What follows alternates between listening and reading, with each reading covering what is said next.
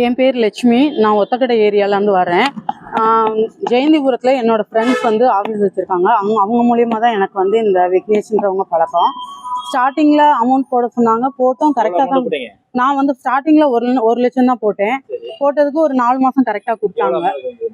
மாதம் 6 வட்டி சொல்லி கரெக்டாக கொடுத்தாங்க. ஒரு 6 வட்டிக்குரியதை தந்தாங்க. 6000 ரூபாய், லட்சம் ரூபாய்க்கு 6000 ரூபாய் கொடுத்தாங்க.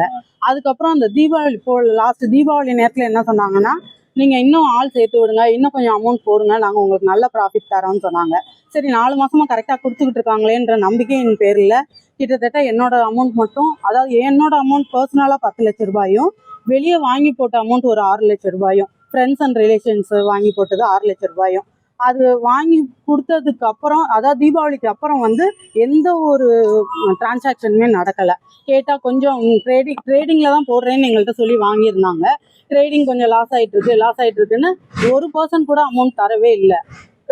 ஜனவரியிலேருந்து ஆள் நாங்கள் பார்க்கவே இல்லை. டிசம்பர் வரைக்கும் கூட பார்த்து பேசிகிட்டு இருந்தோம், எப்போ சார் கிடைக்கும்னு. ஜனவரியிலேருந்து ஆள் எங்கே இருக்காங்கன்னு கூட தெரியலை.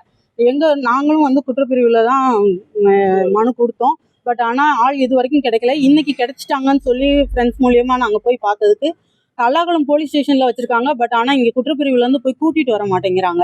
அது அவங்களோட ப்ரொசீஜர் என்னென்னலாம் கரெக்டாக தெரியல. பட் அக்யூஸ்ட் கிடைச்சும் எங்களால் ஃபார்மலாக எதுவும் பண்ண முடியலன்ற கவலையில் இருக்கோம் சார். நாங்கள் ரொம்ப விரக்தியில் இருக்கோம்.